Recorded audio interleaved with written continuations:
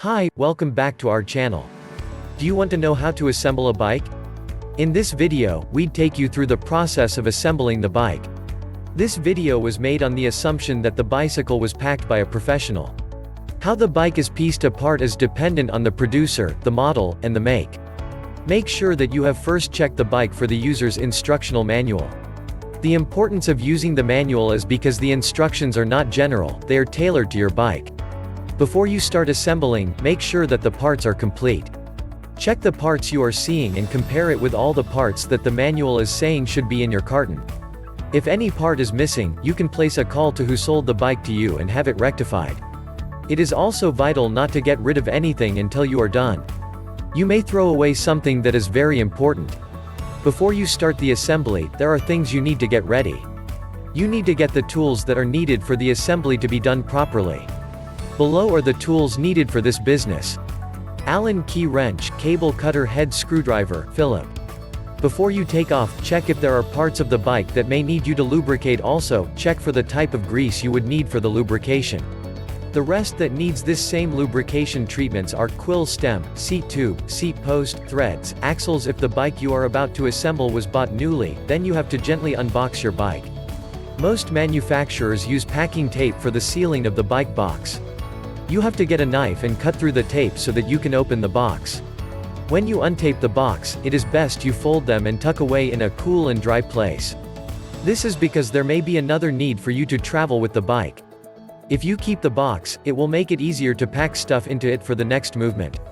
When the bicycle boxes were being closed in the manufacturing ground, they are usually sealed shut with huge brass staples. Be careful with them. They can scratch your frame or can even cut you. So keep them aside safely. You can now start bringing out all the contents of the box. You should start removing loose and unattached parts first. Setting up the seat. Take a good look at the post which is fastened to the saddle of the seat. There are makers that should show how far the post would go in the tube of the seat. This is to make sure that the seat is high enough for your safety. You can always move down if you feel uncomfortable with this. But for this first time, follow the instruction and secure the seat in place. If the seat is not placed as it should be, there is a high chance that your seat tube would get damaged. This can also destroy the frame should you try riding the bike. Should you want the seat to go higher than what has been marked out, you will have to get a new post entirely. Let the post be slipped in the tube. If you haven't greased the bike's seat post, then do so. Let the seat post be slid into the tube. Keep pushing until the lowest minimum of the insertion mark has been held firmly in the tube. In some cases, the grease is not part of the new bicycle. This is probably the case for 70% of every bike ever made. You need to apply grease. High temperature or waterproof grease would be okay. Once the post and the tube have been joined, adjust, and tighten the bolt. There is usually a rapid release mechanism or a bolt just out of your seat tube. You could tighten that bolt immediately you put in your post as deep as required. Make sure that as you are tightening the bolt, the seat is well set up. So, you do not lose balance or get jarred when you are riding the bike later on. As soon as the seat post is in place, move the seat saddle up. If it is necessary, readjust the position of the saddle so that it is at the center of the seat post. Use a wrench to tighten the bolts. The handlebar of the bike. Let the fork face forward. Find wheel mounting openings and axles that are on the fork of the bike for the front wheel. Ensure that they are in the opposite direction of where the bike is facing. If the forks are not, just turn them in the opposite direction. Before the handlebar is attached to the body of the bike, let the handlebar be immobilized first. Readjust the bike so it would look like you are riding the bike forward. Use the wrench to tighten the fasteners on the stem so that the handlebar is firm in its position. Check the cables, especially the shift or the brake cables that are on the handlebar. A quick checkup would do. It is important to check if the wires are knotted up or tangled. Make sure you untwist and unknot anywhere it is needed. Attach handlebar to the bike. Before you do this, check the user manual to know if the handlebar of your bike has a head or quill stem. Those two need different procedures to attach them to the bicycle's body. If the handlebar is a quill stem, you have to lube the stem of the bicycle with grease. Check for the lowest insertion point which is located on the bottom at the part that is shaped like a wedge. Place this in the bicycle's corresponding tube. Ensure that the handlebar is in line with the fork of the bike. The bolt of the stem center should also be tightened. If the handlebar is ahead, look for a stem cap, loosen the bolts, then remove the cap. Let the handlebar be fixed on the stem. Put back the bolts and caps in place and tighten them. You can also check the user manual and discover how much torque is required to tighten the nuts and bolts on the handlebar. Attaching the wheels. Ensure that the tires of the bike are placed appropriately on the rim. Check out the two wheel sides. Check out the rims. Pump air into the tires. Find the air pressure that is recommended for the tire. This is usually written on the bike tire. This can also be found in the bike's user manual. Once you find this, you can loosen the caps and attach the bicycle bump onto the tire valve. Pump in the air slowly, as this would help you not to put in excess air pressure. Excess pressure will cause the tire to burst. Check how well the tires on the rim are seated. As soon as the tires get inflated, try spinning them. You have to be sure the tires are seated evenly on the rim when the spinning stops. If they are not, you have to deflate and adjust the bicycle tires. Keep doing this until the tires are sighted well in the right position after inflation and spinning. When you are done, you can place the cap of the valve where it should be. Attach front wheel.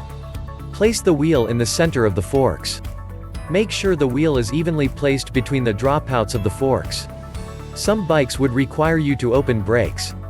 Make sure all the fasteners are tightened appropriately. When you are doing the tightening, make sure you go slowly, one by one.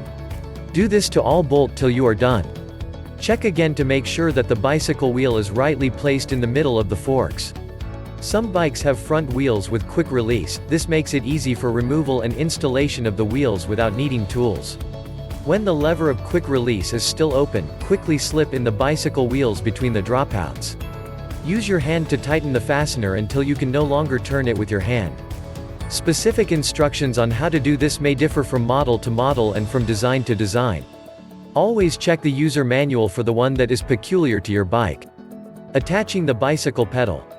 The first thing you need to do here is to check which pedal is which. You can confirm this by looking at the pedal carefully.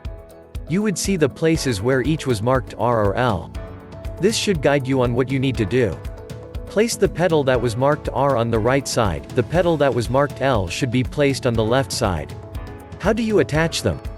You have to use a screw to fasten the pedals onto the corresponding thread. This should be done with hands first. When you are screwing, turn right pedal in a clockwise direction and turn the left pedal in the anti-clockwise direction. When they are tightened a bit, you can now make use of the wrench to ensure they are firmly in place. Check out the gears by test running it. If your bicycle is made with gears, then lift the rear tire above the ground. Slowly turn pedals, then switch to all gears one by one. Be certain that the shifts and changes in gear transit easily. If they are not changing smoothly, you have to set your bicycle to the highest gear. After that, you can make the change you want to make. Check out the brakes. Get to brake pads. Fix your eyes firmly on them while you rotate the pedals. Gently squeeze your brake lever. Before you OK the brakes, be certain about the following. There should be no interference between brake pads and the rim. The brake needs to rest totally on the rim. It is not okay for the rim to rub on tire, especially when the rider engages them.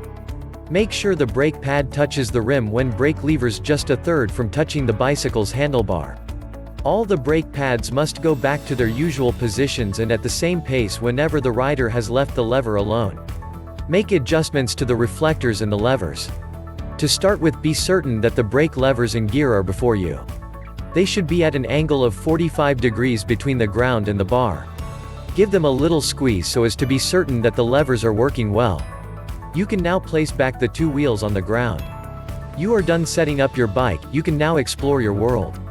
If you've enjoyed this video, click the subscribe button below and hit the notification bell so you'll know once we post a new video. Also, drop a comment below so we can know your thoughts. Finally, don't forget to check the description below for more details and visit our site www.zimbike.com for more awesome bicycle content like this.